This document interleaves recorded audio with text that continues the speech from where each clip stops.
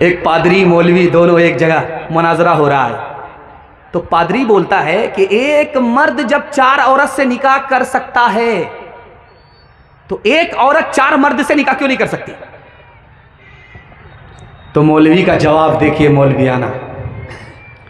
कहा कि पादरी साहब, आप कहते हो कि एक मर्द 4 औरत से निकाह करता है तो एक औरत 4 मर्द से निकाह करे। मैं आपसे एक ही सवाल करना चाहता हूं, एक बाप के 4 बच्चे होते हैं, एक बच्चे के 4 बाप क्यों नहीं हो सकते? सर उठा करके आया था, सर झुका करके बैठ गया। खुली फिरती हैं जो आजाद वो खतरे में रहती हैं, हिफाजत से हमारी मुर्गियां दरबे में रहती हैं। बुजुर्गों की शराफत का भरम रखने में रहती हैं, हमेशा खानदानियों रते पर्दे में रहती हैं। खुला एक आसमां को उड़ने के लिए मौला, तमन्नाओं की चिड़िया ख्वाब के पिंजरे में रहती है। आखिरी पैगाम औरतों के हवाले से ज़हमत तमाम डूब करके आपने सुना। मैं दुआ करता हूं अल्लाह हमारी माँ और बहनों की ईमान और आबरू की कदम कदम पर हिफाजत फरमाए। दीनाजपुर में जलसा होता था, सब लोग जलसा सुनते थे। लालकुरी में जलसा होता था, लालकुरी में एक आदमी जलसे में नहीं आता था। उसकी बीवी ने ताना मारा, कमबख्त कहीं के, कहाँ कहाँ से लोग जलसा सुनते हैं, तुम यहाँ घर में बैठे जलसा नहीं सुनते? तो वो कहता है कि मैं तुम्हारी गाली सुनता हूँ, और गाली सुनने पर जितना सवाब होता है जलसा सुनने पर भी होता है। औरतों के हवाले से बड़ा खूबसूरत पैगाम आपकी खिदमत पर रखता हूँ, ध्यान से इसको सुनिएगा, तेजी के साथ निकल जाएगा। हजरत उमर ने अपनी बेटी को सामने बिठा करके कहा कि बेटी, एक बार तुमने अपने शौहर को नाराज किया, मैंने तुम्हारी तरफ से माफी मांगी, तुमको तलाक दे दिया था, दोबारा निकाह में वापस ले लिया। बेटी, अगर आइंदा तुमने अपने शौहर को नाराज किया तो मैं तुम्हारी तरफ से माफी नहीं मांगूंगा, बल्कि अपनी नजर पूरी करूंगा कि जिंदगी में जब तक जिंदा रहा मैं तुमसे कभी बात नहीं करूंगा। अल्लाह के रसूल का सर तकिया पर है, दरवाजे पर दस्तक हुई। दरवाजा जब खुला तो आपने पूछा कौन हो? तो कहा मैं फातिमा हूं। कहा बेटी, तुम्हारे आने का वक्त नहीं था, अभी क्यों आई? कहा अपने शौहर अली से खफा होकर के आई हूं। तो अल्लाह के रसूल ने कहा कि फातिमा, मैं तुम्हारा बाप हूं, अली तुम्हारे शौहर हैं, अली की इजाजत के बगैर मेरे घर में कदम रखोगी तो दरवाजा बंद तो मिलेगा, खुल नहीं सकता। बेटी, उल्टे पांव वापिस जाओ, अपने शौहर से माफी मांगो। अगर तुमने माफी नहीं मांगी, तुम्हारे शौहर ने माफ नहीं किया, बेटी तुम्हारा इंतकाल हो गया, जनाजा उठा, तो याद रखो मैं तुम्हारी नमाजे जनाजा पढ़ूंगा भी नहीं, पढ़ाऊंगा भी। रास्ता चलते हुए हादसा हुआ, बस पलट गई। तो लोग जख्मी लोगों को बस से निकालने लगे, किसी का हाथ टूटा, किसी का पांव टूटा। एक औरत निकाली गई, उसकी उंगली कट गई थी। जिसका हाथ टूटा है, पांव टूटा है, वो खामोश बैठा है, और जिस औरत की उंगली कटी है वो आसमान को सर पर लेकर के चिल्ला रही है, आसमान को सर पर उठा रही है। तो उससे किसी ने हैरत से पूछा, यहाँ हाथ टूट गए, पांव टूट गए, वो सब के सब खामोश हैं, तुम्हारी सिर्फ एक छोटी सी उंगली कटी है, तुम आसमान को सर पर उठा रही हो। उस औरत ने कहा, ये तो पूछो वो कौन सी उंगली कटी है? जिससे शौहर को नचाती थी वही उंगली कटी। बहुत भारी नुकसान हुआ। राबिया बसरी सा अपने दिल में पैदा कर कमाल, हजरत आयशा से दे की बन जा तो मिसाल, फातिमा जहरा की सीरत का जरा करना ख्याल, जिंदगी में गम भी आए तो न होना तू निढाल, अपने शौहर की एतात तुझ पे लाजिम है सदा, हुक्म मौला है यही है, हुक्म मौला है यही है, और कौले मुस्तफा। अल्लाह के रसूल को बेटी भी मिली, बेटा भी मिला। बेटा अल्लाह को प्यारा हो गया, बेटी जिंदा रही। राज लिखने वाले ने लिखा कि अगर बेटा जिंदा होता तो नबी बनाया जाता, बेटा जिंदा होता तो नबी बनाया जाता। जब बेटा नबी बनाया जाता तो बाप आखिरी नबी नहीं होते, इसलिए बेटा उठा लिया गया, बेटी जिंदा रही। दूसरी वजह लिखी कि अगर बेटा जिंदा रहता, नबी नहीं बनाया जाता, तो लोग ताना मारते कि जो मकाम बाप को मिला उससे बेटा महरूम रहा। इसलिए अल्लाह की हिकमत ने गवारा नहीं किया, बेटी जिंदा रही, बेटे को उठा लिया। दिनाजपुर का आदमी शेखुल हिंद की खिदमत में गया और कहा, हजरत मैं सहाबी हूं। क्या तेरा दिमाग खराब हुआ है? अगर तू सहाबी होता तो दिनाजपुर में पैदा होता। कहा, हजरत मैंने नबी को ख्वाब में देखा है, ख्वाब में नबी को देखा, मैं सहाबी हो गया। तो हजरत ने ऐसा ही जवाब दिया कि तुम सोते सोते सहाबी हो, जागते जागते बेवकूफ आदमी। अगर खत्म तुम पे रिसालत न होती,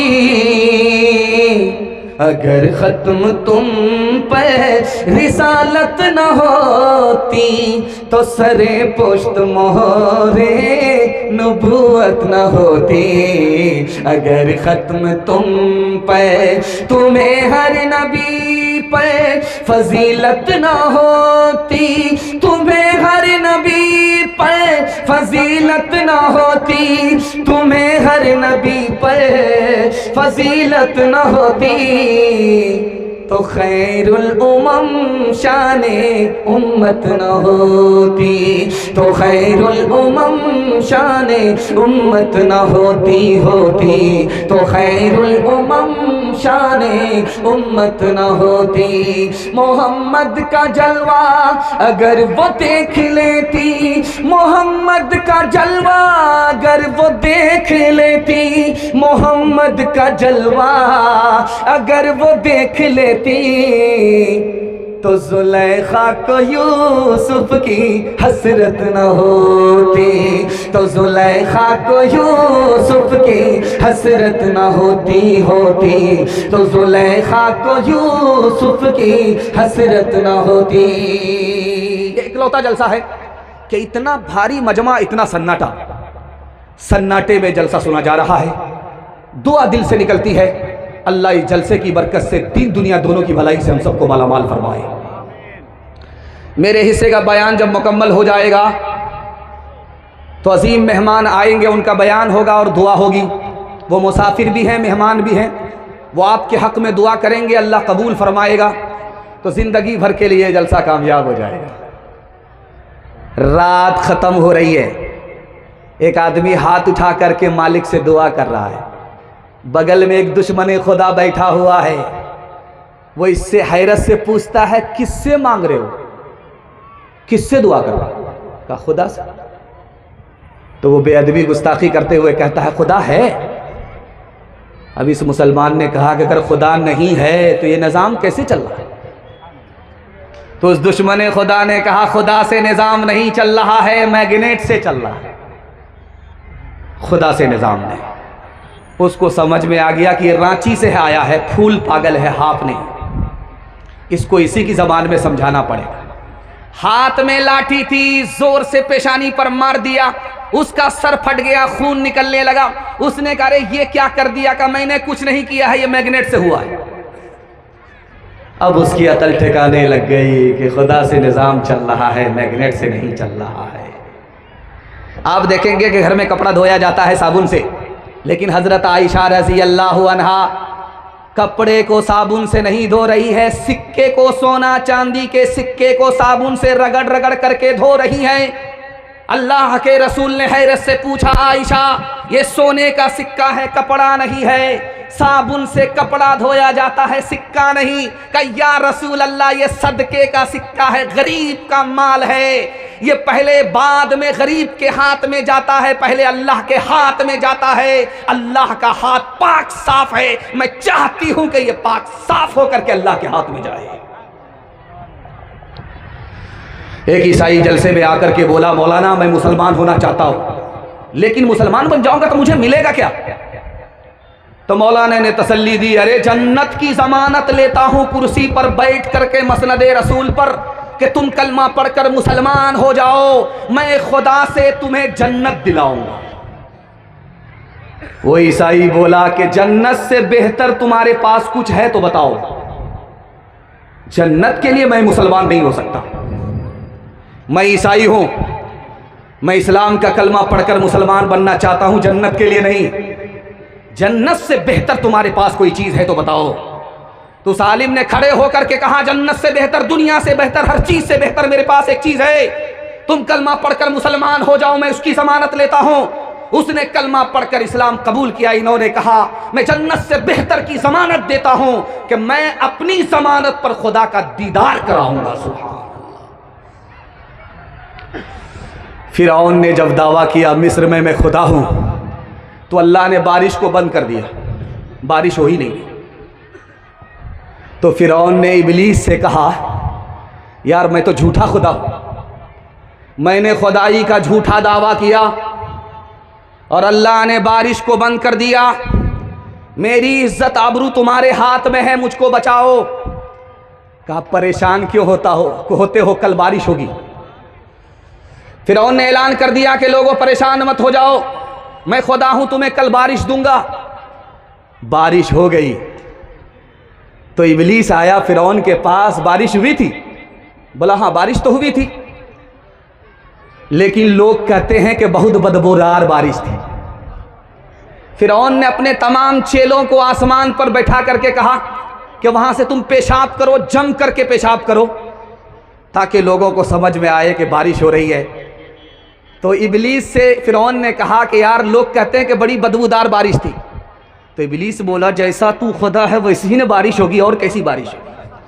है गौसो कुतुब सब गुलाम उस खुदा के, नबी आप वली हो उसी से है लेते है। गौसो कुतुब सब गुलाम उस खुदा के, नबी आप वली हो उसी से है लेते, जिसे चाहे दे दे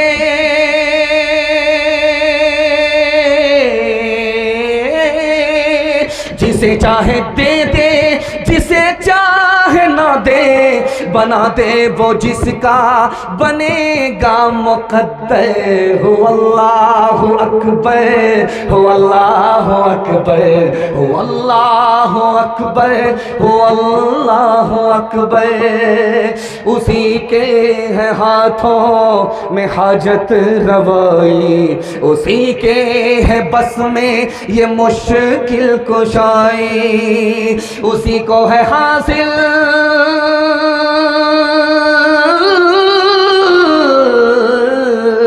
उसी को है हासिल ये शाने अताई, हुआ है न होगा कोई उसका हमसे। हो अल्लाह अकबर, हो अल्लाह अकबर, हो अल्लाह अकबर, हो अल्लाह अकबर। हाथ उठाइए, वादा कीजिए दूसरे की मुसीबत को देख करके मुस्कुराएंगे। हाथ उठा दीजिए इंशाअल्लाह। माशाअल्लाह, जैसा आपका दाल चावल वैसा मेरा फातिहा। मैं मेहमान खाने में था तो मैं डर गया कि पता नहीं मिलाद होगा कि जलसा होगा। मेरी बारी बहुत देर से आ रही है, पता नहीं लोग होंगे कि नहीं, कि चले जाएंगे। तो मैंने सोचा कि अगर जलसा नहीं हुआ, लोग घर चले गए, तो अगरबत्ती और मोमबत्ती लेकर के स्टेज पर जाऊंगा, बयान छोड़ करके कुरान पढ़ूंगा, अगरबत्ती मोमबत्ती जला करके सबका फातिहा कर दूंगा, चाहे जिंदा रहे या मुर्दा। लेकिन अल्लाह का शुक्र है कि आप लोग जिंदा हैं और जलसे को ऐसी जिंदगी दे रहे हैं कि महसूस हो रहा है कि जलसा अभी शुरू हो रहा है। मैं दुआ करता हूं अल्लाह इस जलसे के आगाज अंजाम दोनों को कबूल फरमाए। कुरान के हवाले से पैगाम यहां से लेकर के वहां तक सुनने के लिए तैयार? हाथ उठा दीजिए इंशाअल्लाह, घबराना नहीं है, 7 खून माफ है। मैं भी आपकी जगह होता, अचानक सवाल होता, मैं भी फंस जाता, घबराना नहीं है। एक बादशाह है, उसके सर में दर्द है, एक डॉक्टर को दिखाया, दूसरे डॉक्टर को दिखाया, तीसरे को दिखाया, जिंदगी भर दिखाता रहा, सर का दर्द छूटा नहीं। उसने हजरत उमर को खत लिखा मेरे सर का दर्द छूटता नहीं है, कैसे छूटेगा? हजरत उमर ने कहा 1 मिनट में छूट जाएगा। मैं टोपी भेज रहा हूं, जैसे ही ये टोपी तुम्हारी खिदमत में पहुंचे उसको सर पर पहन लो। जैसे ही सर पे पहनोगे तुम्हारा दर्द जिंदगी भर का खत्म हो जाएगा। मदीने से टोपी आई है। मुसलमान बादशाह नहीं है, ईसाई है। हर डॉक्टर के यहां जाकर के दवा लिया, दर्द खत्म नहीं हुआ। टोपी मांग रहा है मुसलमान से, हजरत उमर से। हजरत उमर ने अपनी टोपी मदीने से भेज दी है। वो टोपी जैसे ही हाथ में आई उसको चूमता है, चूम करके जैसे ही सर पर रखा सर का दर्द छूट गया। अब वो हैरत में पड़ गया कि अल्लाह अकबर, जिंदगी भर बिस्तर पर जिस दर्द से तड़पता रहा, लाखों करोड़ों डॉक्टर को दिखा करके थक गया, दर्द खत्म नहीं हुआ। आखिर कौन सा जादू है इस टोपी में? उसने फिर हटाई, दर्द शुरू हो गया, फिर चढ़ाई, फिर दर्द खत्म हो गया। उसने देखा कि आखिर इस टोपी में जादू है तो क्या है। उसने उसको खोजना शुरू किया, उसके एक एक धागे को निकालना शुरू किया, उससे एक पर्ची निकली। अब उस पर्ची को हाथ में लेकर के जैसे ही उसको खोलता है, उसमें क्या लिखा हुआ था वो आपके दिल तक मैं पहुंचा रहा हूं। उसमें लिखा हुआ था बिस्मिल्लाहिर्रहमानिर्रहीम। तो वो कहता है, गैर मुस्लिम बादशाह, वो गैर मुस्लिम होकर के कुरान के बारे में कहता है कि कुरान की सिर्फ एक आयत है बिस्मिल्लाह, पूरा कुरान भी नहीं है, सिर्फ एक आयत है। एक आयत को सिर्फ पर्ची में लिखा गया और टोपी में पहना करके मेरे सर पर जैसे ही डाला दर्द छूट गया। जब कुरान की एक आयत का ये हाल है तो पूरे कुरान का क्या हाल होगा? मौलाना अबुल कलाम आज़ाद रहमतुल्लाह अलैह, दुआ कीजिए अल्लाह उनकी कब्र को नूर से भर दे, वजीर तालीम थे। दिल्ली से चले आए देवबंद। अभी हजरत फरमा रहे थे देवबंद हमारे सर का ताज है। देवबंद इतना बड़ा है, इतना बड़ा है कि अगर आप पैदल चल करके देखना चाहेंगे तो आपका पांव टूटने लगेगा, इतना लंबा चौड़ा है। इधर नेशनल हाईवे से देवबंद शुरू होता है, सीधे पटरी तक पहुंच जाता है, ट्रेन की पटरी तक चला जाता है। इतना बड़ा देवबंद है। जब उस देवबंद को पैदल देखने लगे, मुआयना करने लगे, इस बिल्डिंग को देखा, इस लाइब्रेरी को देखा, हॉस्टल को देखा, इसको देखा, उसको देखा, देखते देखते जब पांव टूटने लगा, थक गए, तो कहते हैं कि भाई मेरी थकावट का इलाज करो, अब देखा नहीं जाएगा। लोगों ने कहा हजरत आप मौलाना हैं, इतने बड़े आलिम हैं, आपकी थकावट का इलाज कैसे होगा? कहा किसी कारी को बुलाओ, कुरान की तिलावत कराओ, कुरान की तिलावत की बरकत से मेरी थकावट दूर हो जाएगी। ये बगल में रेलवे स्टेशन है किशनगंज। बेटा जा रहा था लंदन पढ़ने के लिए, बैरिस्टर बनने के लिए जा रहा था, तो बाप गया छोड़ने के लिए रेलवे स्टेशन किशनगंज गया। बेटा सलामी मारता है, अब्बा मैं जा रहा हूं, बैरिस्टर बन करके आ रहा हूं, आपको घबराना नहीं, आप सिर्फ पैसा मेरे ऊपर कुर्बान कीजिए, मैं आप पर मेहरबान हो जाऊंगा। बैरिस्टर बन करके मैं लंदन से आ रहा हूं, अब्बा मैं आपको पहचानता हूं, मैं आपको जानता हूं, आप गरीब हैं, आपके ऊपर मेहरबान हो जाऊंगा, आपको नोट के बिस्तर पर सुलाऊंगा। ये कह करके बेटा चला गया। जब वहां से वापिस आया तो बाप फूल का माला लेकर के गया बेटे के गले में, रेलवे स्टेशन डालने के लिए, इस्तकबाल के लिए कि मेरा बेटा बैरिस्टर बन करके आ रहा है लंदन से। तो जैसे ही बाप खड़ा खड़ा बेटे के पास पहुंचा, एक लुंगी में, एक गमछा में, एक गंजी में, तो बेटा कहता हमने तुमको पहचाना नहीं, तुम कौन हो? तो बाप बड़ा सियाना था, उसने कहा हमको नहीं पहचाना, तुम्हारी जो खाला है वो मेरी साली है और तुम्हारी जो माँ है वो मेरी जोरू है, तुम्हारा जो मामू है वो मेरा साला है, सारी खुदाई एक तरफ, जोरू का भाई एक तरफ। जब हम कलाम पाक से वाबिस्ता हो गए, वाबिस्ता हो गए, सब मरहले हयात के आसान हो गए, आसान हो गए। हाथों से अपने दामने कुरान छोड़ के, कुरान छोड़ के जिस्म तो हम गए हैं परेशान हो गए, परेशान हो गए।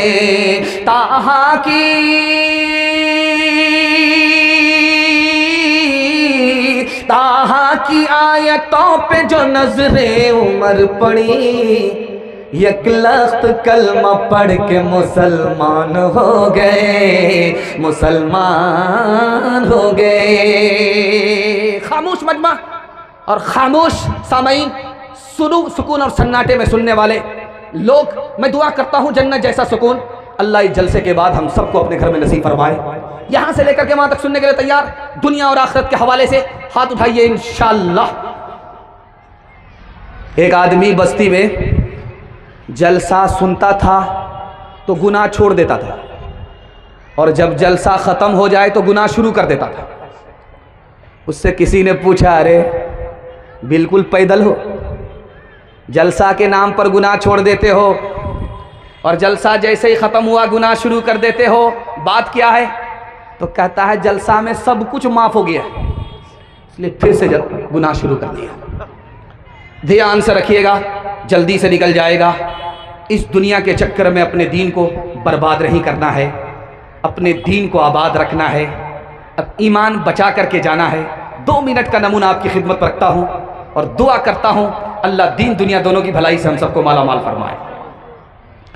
लुकमान हकीम का आपने नाम सुना है, कुरान में एक सूरत है उसका नाम है सूरह लुकमान। लुकमान ने 4000 नबी से मुलाकात की है।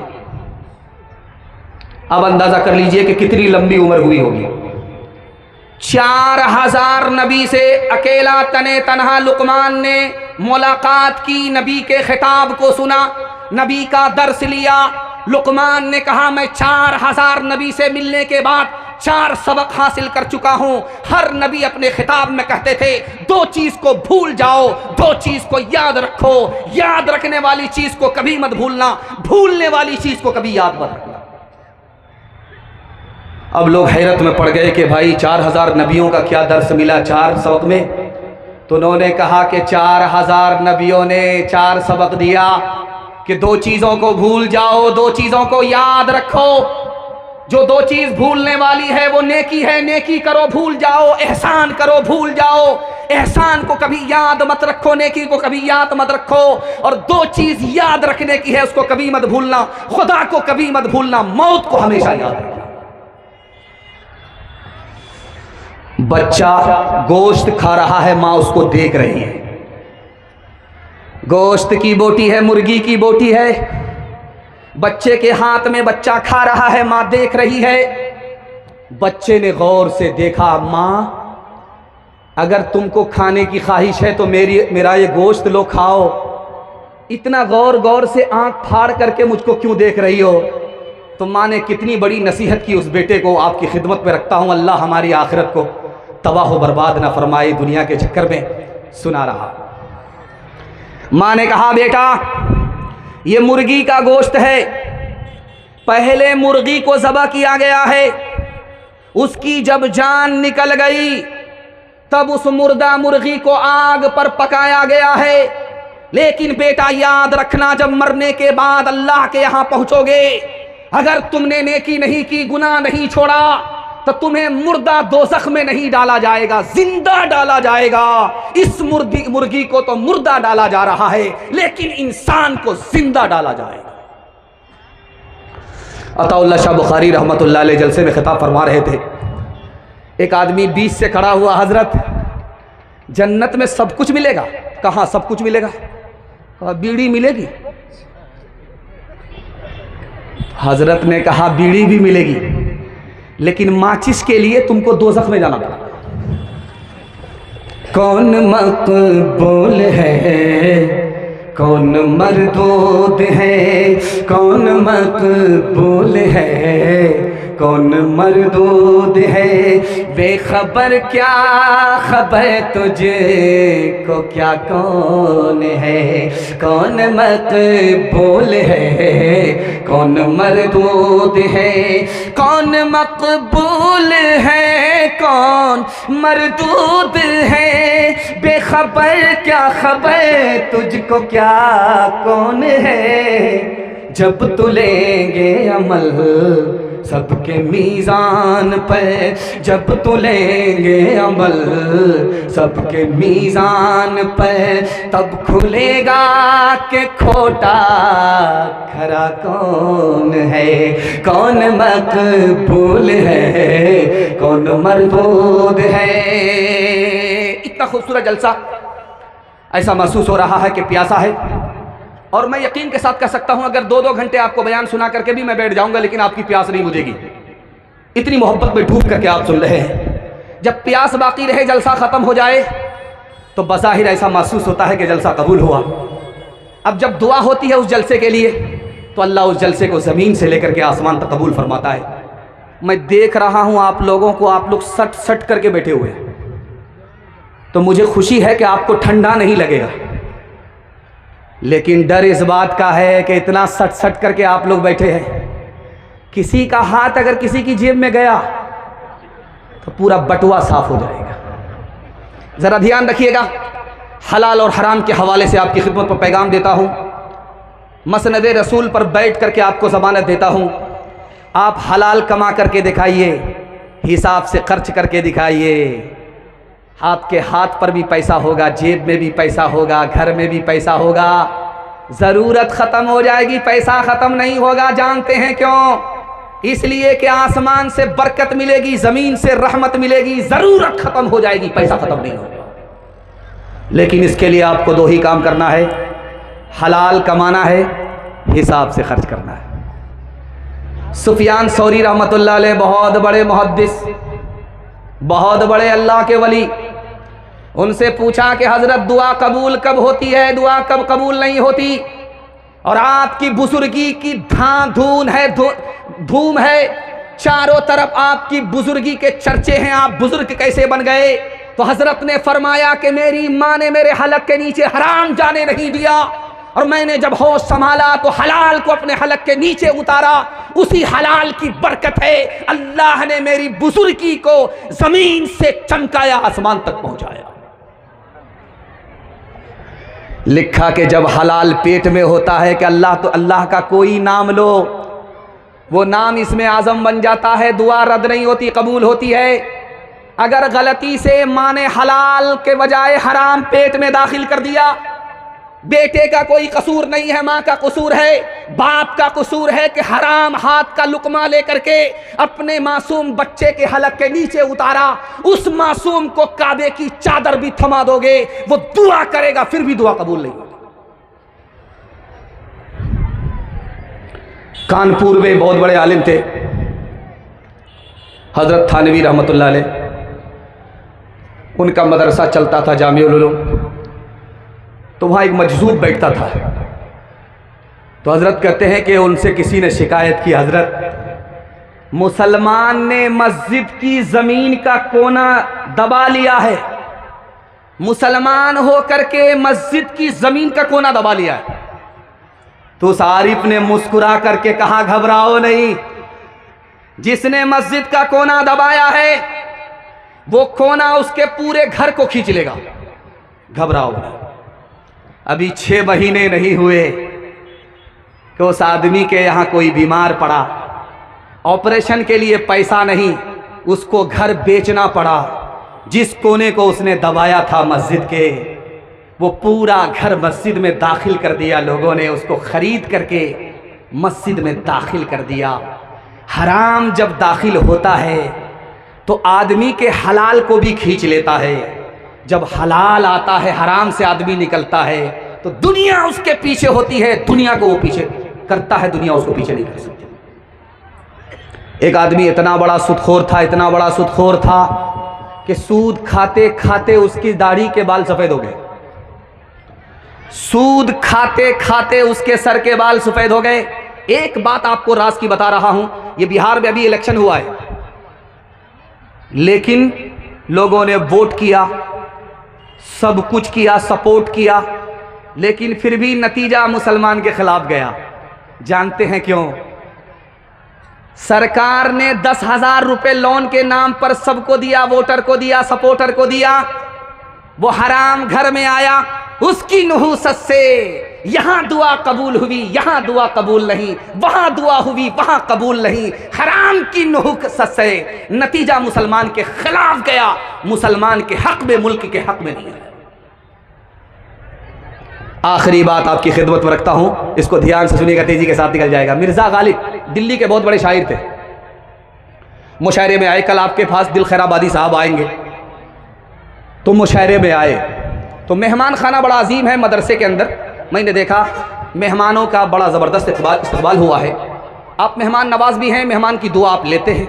मैं दुआ करता हूँ अल्लाह आपकी रोज़ी में, रोज़गार में, उम्र में खूब खूब बरकत अता फरमाए। तो मिर्ज़ा गालिब जब आए तो वो थके हुए थे, तो मोहतमीम साहब ने बच्चों से कहा कि ज़रा पाँव दबा दो मिर्ज़ा साहब का। तो बच्चे पाँव दबाने लगे। तो बच्चे की तरह पाँव दबाएंगे, मजाक ज़्यादा करेंगे, पाँव कम दबाएंगे। तो मिर्ज़ा साहब ने बच्चों को लालच दिया, अरे ढंग से पाँव दबाओ, पैसा मिलेगा। अब बच्चे पैसे के लालच में पाँव को तोड़ने लगे, दबाने का नहीं लगे, पाँव को तोड़ने।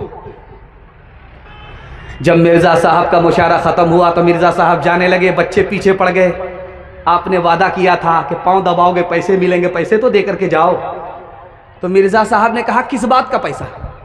तुमने पाँव दबाया, मैंने तुम्हारा पैसा दबाया, हिसाब किताब बराबर सा। हर एक को मौत का एक दिन पयाम आएगा, खुदा का नाम लिए जाओ काम आएगा। डरे न हश्र की गर्मी से आशिकान रसूल, लगेगी प्यास तो कौसर का जाम आएगा। रहेगा खाने फलक पे ज़रे से वो महफूज, जिसे ख़यालो हलालो हराम आएगा, जिसे ख़याल हलालो हराम आएगा। हाथ उठाइए, वादा कीजिए, लूट करके लाएंगे, कूट करके खाएंगे। हाथ उठा दीजिए, इंशाल्लाह जलसा खत्म होने के बाद मुलाकात करेंगे आपसे। चाचा मैं आपको कुछ नहीं कर सकता, उम्र का लिहाज करके। थोड़ी देर पहले जब मैं आया तो मजमा इतना मायूस था, इतना खामोश था कि मुझे लगा कि लोग ऐसे बैठ गए हैं जैसे कि लगता है कि दावत में बैठे खाना ख़त्म हो गया। अल्लाह आप लोगों की मायूसी को खुशी में तब्दील फरमाए। देखते ही देखते आधा जलसा मेरे हिस्से का निकल गया, मुझे भी पता नहीं चला, आपको भी पता नहीं चला। मोहब्बत में डूब करके आपने जलसा सुना, मैंने सुनाया। दुआ करता हूँ अल्लाह आपकी जवान बेटी के लिए गैब से मुनासिब जोड़े का इंतज़ाम फरमाए। ध्यान से सुनिएगा, तेज़ी के साथ निकल जाएगा। जलसा में आए अब्दुल फत्ता अबू गुद्दा, बहुत बड़े आलिम आए मिस्र के। तो एक बूढ़ा आकर के बोला, हजरत दुआ कीजिए मेरी बेटी के लिए रिश्ता आ जाए। करे अल्लाह का बंदा, बेटी के लिए रिश्ता नहीं आ रहा है, इसके लिए दुआ कराने की क्या जरूरत है? कहा हजरत मैं गरीब आदमी हूं, रिश्ता तो उसकी बेटी के यहां जा रहा है जो मालदार है, उसके यहां रिश्ता जा रहा है। मेरी बेटी गरीब है, मैं उसका बाप गरीब हूं, मेरे यहां तो रिश्ता ही नहीं आ रहा है। दुआ काम नहीं कर रही है, दवा काम नहीं कर रही है, आप दुआ कर दीजिए। तो हजरत ने उस जलसे में कहा, लोगों तुम अगर गरीब की बेटी को अगर नहीं उठाओगे खुदा पर भरोसा करके, तो खुद भी गरीब हो जाओगे, और गरीब की बेटी पर जुल्म करोगे तो अल्लाह मौत से पहले ही तुमको इस दुनिया में पकड़ेगा। वो तो माला माल होगा, तुम कंगाल हो जाओगे। दूसरे नमूने को आप बहुत ध्यान से सुनिएगा। मौलाना अली मियां नदवी रहमतुल्लाह अलैह, दुआ कीजिए अल्लाह उनकी कब्र को नूर से भर दे। एक आदमी खत लिख करके कहता है कि हुजूर मुझे इजाज़त दीजिए, मैं खुद जहर खा करके मर जाऊं, अपनी बेटी को जहर खिला करके मार दूं। तो हजरत ने पूछा करे क्या हुआ? कहा एक बेटी नहीं है, चार चार बेटी है। एक बेटी होती तो उसके लिए भीख मांग करके दूल्हा खरीदता, चार चार बेटी के लिए कहां कहां से भीख मांगू? इससे अच्छा है, इस जिल्लत के उठाने से अच्छा है कि जहर खा करके मैं भी मर जाऊं, मेरी बेटी को भी मार दूं। एक दोस्त दूसरे दोस्त से मुसाफा कर रहा है और पूछा क्या हाल है? कहा क्या पूछते हो, जब मेरी बेटी छोटी थी तो मैं चैन से सोता था, अब जब मेरी बेटी जवान हो गई है तो आंख से नींद उड़ गई है। 8-8 रिश्ते आए वापिस हो गए। बगल में बेटी सुन रही थी, बाप को सोने दिया और चूहे की दवाई लेकर के घोला और चूहे की दवाई को घोल करके खा लिया। सुबह को तो बाप जिंदा उठा, बेटी जिंदा नहीं उठी, जनाजा उठा। वो लड़की कम गुनहगार है, ये सारे के सारे लोग समाज के लोग गुनहगार। हाथ उठाइए, वादा कीजिए बेटी में देंगे, बेटा में लेंगे। हाथ उठा दीजिए इंशाअल्लाह। अपनी शादी और अपने बेटे की शादी फ्री में करेंगे। हाथ उठाइए इंशाअल्लाह। अच्छा जरा गौर कीजिए कि इसमें उन लोग हाथ उठा रहे हैं जिनकी शादी हो चुकी है, और अगर वो दूसरी और तीसरी के चक्कर में हैं और उनकी बीवी वहां से देख रही है और घर में बड़का डराम होगा, रातों रात उसी में पैक कर देगी, सीधे कयामत में उठेगी। एक तरफ अंधी दौलत की पागल ऐश परस्ती, एक तरफ जिस्मों की कीमत रोटी से भी सस्ती, एक तरफ है सोना गाछी, एक तरफ है सोना गाछी, एक तरफ चौरंगी है। ये दुनिया दो रंगी है, ये दुनिया दो रंगी है। आधे मुंह पर नूर बरसता, आधे मुंह पर चीरे, आधे तन पर कोड़ के धब्बे, आधे तन पर हीरे। आधे घर में खुशहाली है,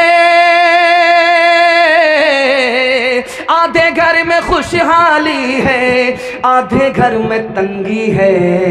ये दुनिया दो रंगी है, ये दुनिया दो रंगी है। जवानों के हवाले से आखिरी पैगाम, ये बंगाल है। जब हम लोग इधर से गुजरते हैं और किशनगंज पहुंचते हैं तो पुलिस वाले रोक लेते हैं गाड़ी को। गाड़ी रोकिए मौलाना, कहाँ से आ रहे हैं? बंगाल से। अच्छा बंगाल से आ रहे हैं तो हम लोग कागज देखते हैं, ये कागज देख लीजिए, गाड़ी अपडेट है। कागज नहीं देखना है, डिग्गी देखना है। बंगाल से दारू सप्लाई होती है, बिहार में पी जाती है। बंगाल वाले पिलाते हैं, बिहार वाले पीते हैं, इसलिए हमको डिग्गी चेक करना पड़ता है। जवानों के हवाले से पैगाम, यहां से लेकर के वहां तक हमारे जवान सुनने के लिए तैयार। हाथ उठा दीजिए इंशाअल्लाह। बूढ़े लोग गलती से हाथ मत उठाइएगा। आप लोग सीधा जन्नत में जाकर के जवान होंगे, हूर से आपका जरूर निकाह होगा, लेकिन यहां कोई चांस नहीं है। हमारे जवान 3 चीजों में पीछे, 3 चीजों में आगे। पैर के नीचे से जमीन निकल जाएगी, कलेजा मुंह को आएगा, खून के आंसू आप रोएंगे। जिसमें आगे होना चाहिए उसमें पीछे, जिसमें पीछे होना चाहिए उसमें आगे। हमारे जवान 3 चीजों में पीछे। तालीम में पीछे। पूरी दुनिया में कितने मुल्क हैं? 232, और 232 मुल्क हैं और पूरी दुनिया में जाहिल कितने हैं? तो 150 करोड़। 232 मुल्क में सबसे ज्यादा जाहिल किस मुल्क में है? तो लिखा हिंदुस्तान में। और हिंदू मुसलमान में सबसे ज्यादा जाहिल कौन? तो मुसलमान। 62% मर्द जाहिल, 72% औरत जाहिल। इस घर को आग लग गई, घर के चराग से। हमारा जवान पीछे तो तालीम में पीछे। हमारा जवान किस में पीछे? तिजारत में पीछे। 100 जवान में सिर्फ 5 जवान तिजारत करते हैं, बाकी 95 गोल। कैरम बोर्ड में, लूडो में, क्रिकेट में रात तबाह दिन तबाह। मैं लिख करके दे रहा हूं, ऐसे जवान कभी तरक्की नहीं करेंगे। खेल कूद की आदत बच्चे को होती है, ये जवान से बच्चा हो गया, इसको तरक्की नहीं होगी। और हमारा जवान किस में पीछे? तो नौकरी में पीछे। 100 में सिर्फ 2 जवान नौकरी करते हैं, IAS की नौकरी 2%, IPS की नौकरी 2%, रेलवे की नौकरी 2%। 100 में सिर्फ 2 जवान नौकरी करते हैं, 98 गोल। और हमारा जवान आगे तो किसमें, ये दिखाने के लिए जा रहा हूं। मोबाइल देखने में हमारा जवान सबसे आगे। हमारा जवान किसमें आगे, जिना में आगे। हमारा जवान किसमें आगे, दारू में आगे। मुहर्रम का जुलूस होता है, मातम होता है शियों के लिए, लेकिन हमारा जवान शिया का रिकॉर्ड तोड़ता है दारू पीने में। जनवरी का जश्न किसके लिए, ईसाइयों के लिए, लेकिन हमारा जवान उस जश्न को मना करके मुसलमान होकर के ईसाई का रिकॉर्ड तोड़ता है। हमारा जवान दारू पीने में आगे। जब जवान पीछे हो गया तो मुल्क पीछे हो गया। जब मुल्क पीछे हो गया, मुसलमान पीछे हो गया, तो मुकद्दर तारीख होगा, मुस्तकबिल रोशन नहीं होगा। एक जवान अल्लाह के रसूल की खिदमत में आया, या रसूल अल्लाह मैं कलमा पढ़कर मुसलमान बनना चाहता हूं। अल्लाह के रसूल ने कहा सुभान अल्लाह, कलमा पढ़कर मुसलमान हो जाओ। जवान बोला या रसूल अल्लाह मैं रात दिन जिना करता हूं, जब तक आप इजाजत नहीं दोगे, लाइसेंस नहीं दोगे, मैं कलमा पढ़कर मुसलमान नहीं हो सकता। सहाबा खफा हो गए। रसूल हकीम थे, हिकमत से बात की, करीब बुलाया उस जवान को। ओ जवान, तुम कलमा पढ़कर मुसलमान हो जाओ, मैं तुमको जिना की इजाज़त दे देता हूँ। तुम कलमा पढ़कर मुसलमान हो जाओ। जवान खुश हो गया, सुभान अल्लाह, मैं जिना भी करूँगा, कलमा पढ़कर मुसलमान भी होने का शरफ हासिल कर लूँगा। जब वो कलमा पढ़कर मुसलमान हो गया तो अल्लाह के रसूल ने कहा 4 औरत को छोड़ करके जिससे चाहो मुकाला करो। वो किसी की बेटी ना हो, वो किसी की बीवी ना हो, वो किसी की बहन ना हो, वो किसी की माँ ना हो। या रसूल अल्लाह, आप इजाज़त दे रहे हैं कि जाल में फंसा रहे? इसके बाद तो कोई औरत ही नहीं बचती है। तो अल्लाह के रसूल ने उसके सीने पर हाथ रख करके पूछा, ओ जवान, तेरी माँ के साथ कोई मुँह काला करे उसको फांसी पर चढ़ा दोगे? तुम्हारी बेटी के साथ कोई मुँह काला करे उसका कीमा बना दोगे? तुम्हारी बहन और बीवी के साथ कोई ऐसा सलूक करे तो उसको दुनिया में नहीं रहने दोगे?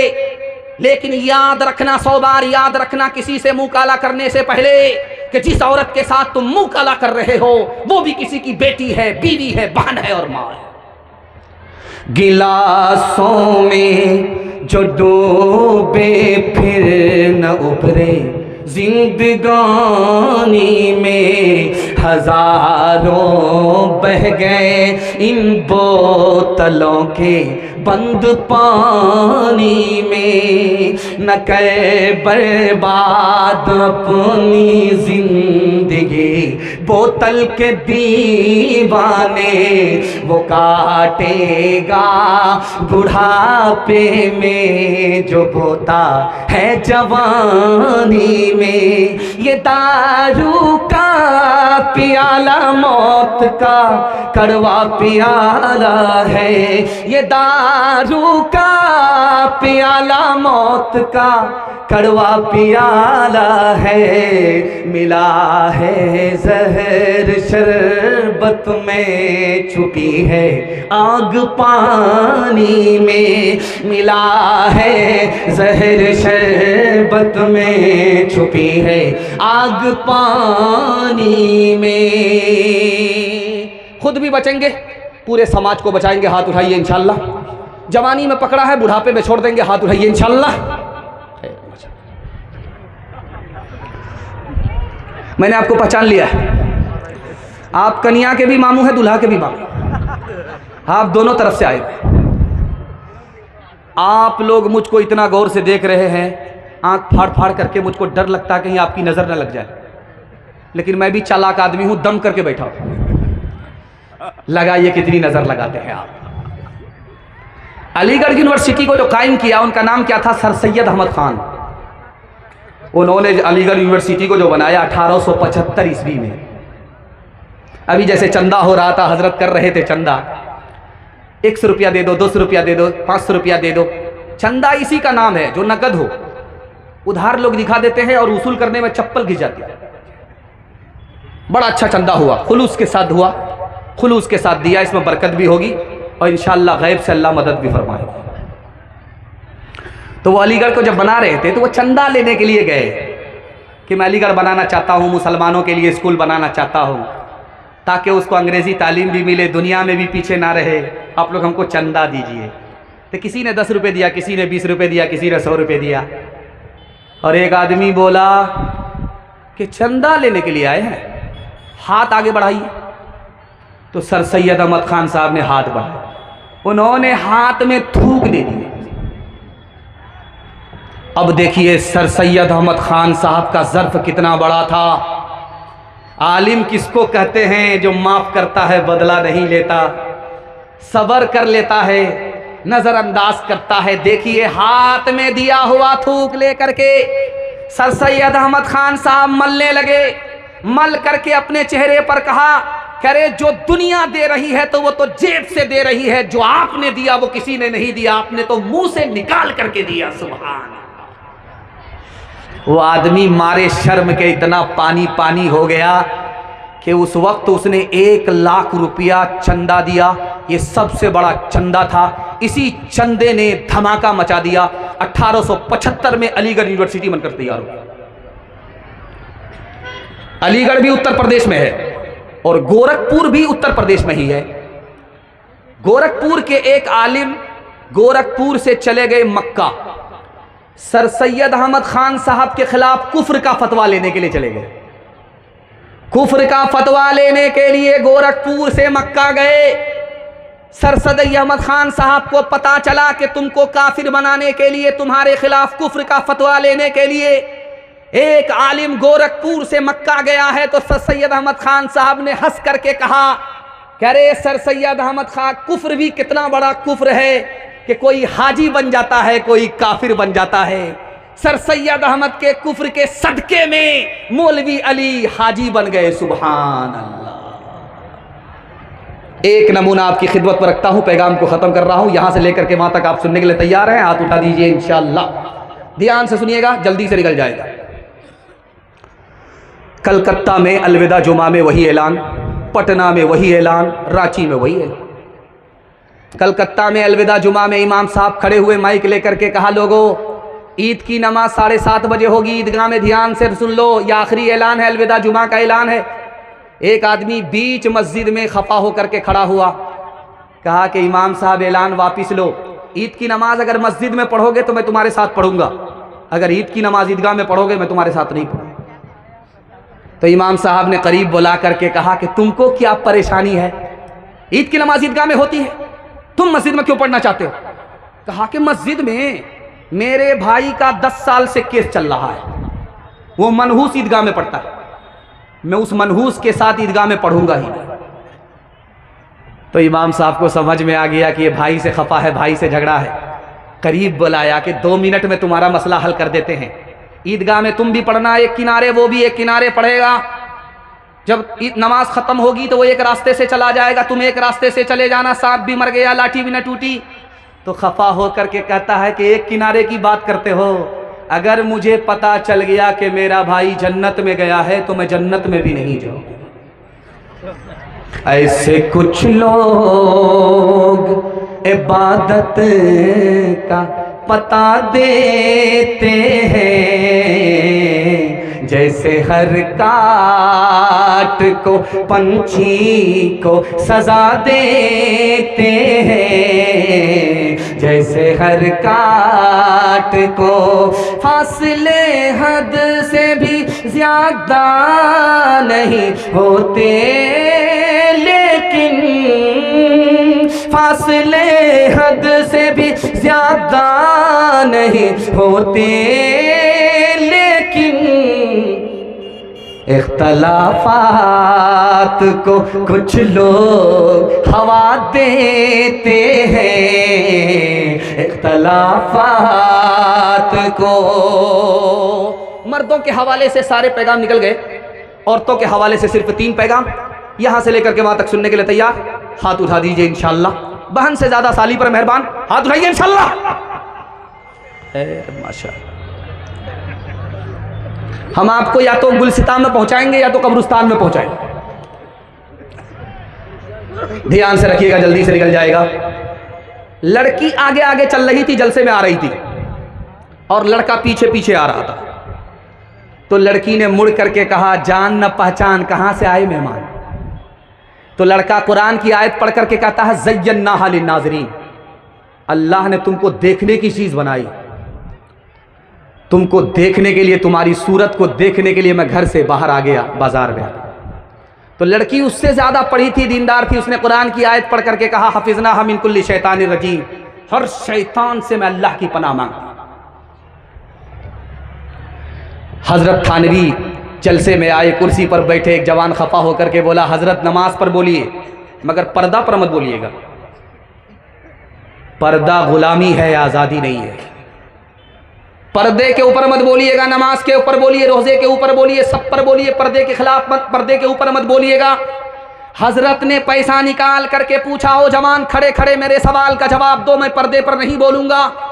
ये बताओ ये 100 रुपया तुम कहाँ रखते हो? तो कहा ऊपर की जेब में। कहा 200 रुपये कहाँ रखते हो? तो कहा बीच की जेब में। कहा कि 1000 का नोट कहाँ रखते हो? तो कहा अंडर की वेयर की जेब में। कहा ओ बदबख्त, दौलत की हिफाजत करते हो, औरत की हिफाजत नहीं करते।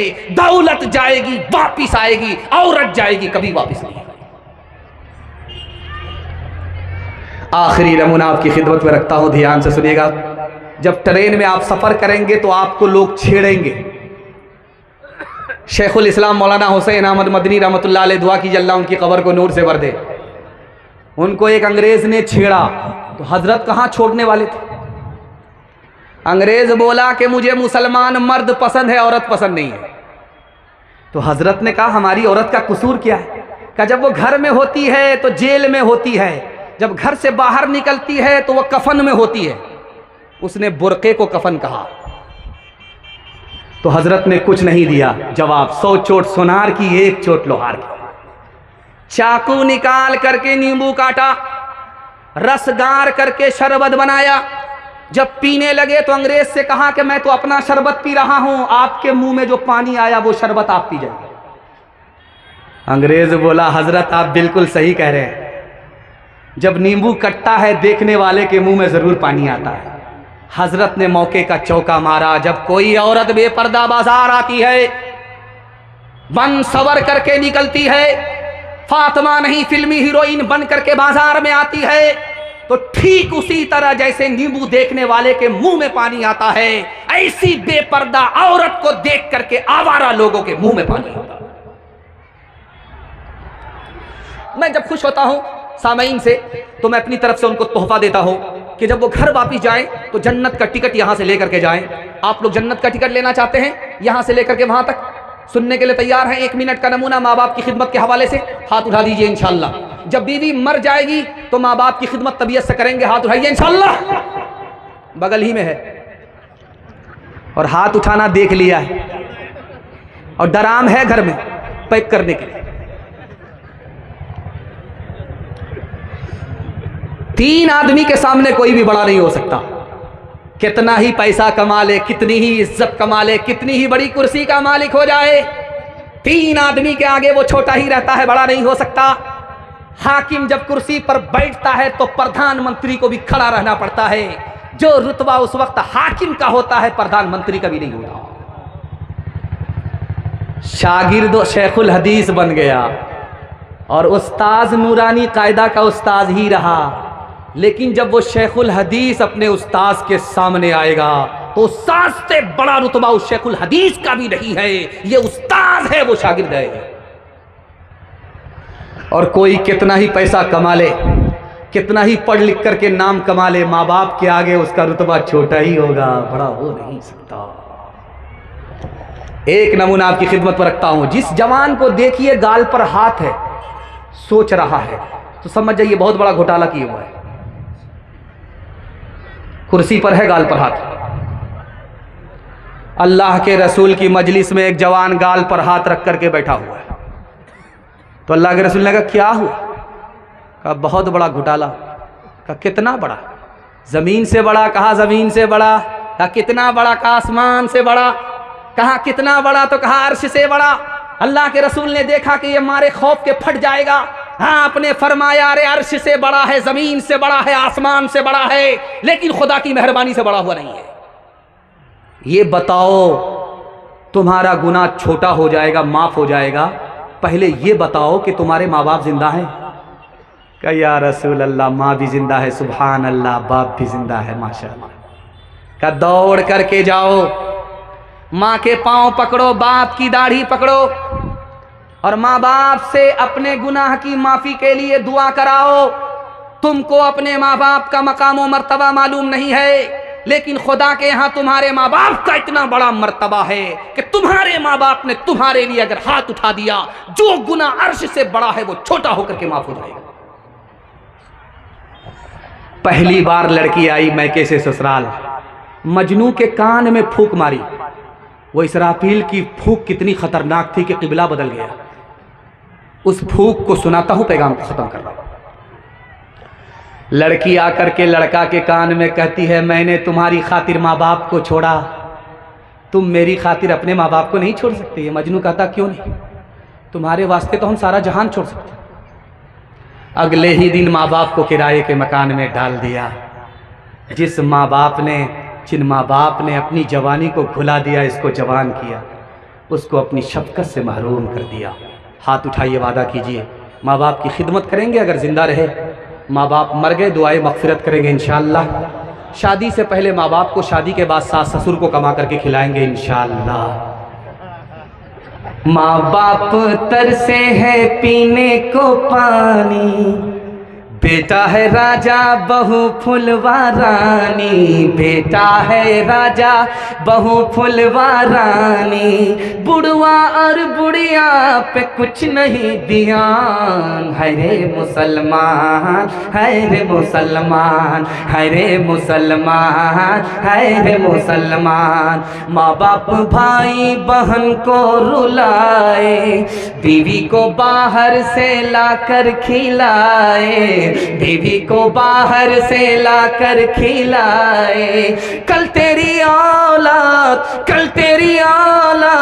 लेगी परान, है रे मुसलमान, है रे मुसलमान। मेरे हिस्से का जलसा मुकम्मल हो गया, लेकिन मैं आपका मेहमान हूं, मेरी आबरू का सामान कीजिए। मैं आपसे एक दरखास्त करता हूं, जिस तरह आप बैठे रहे उसी तरह बैठे रहिए। जलसा निकल चुका है, सिर्फ थोड़ा सा बाकी रह गया है।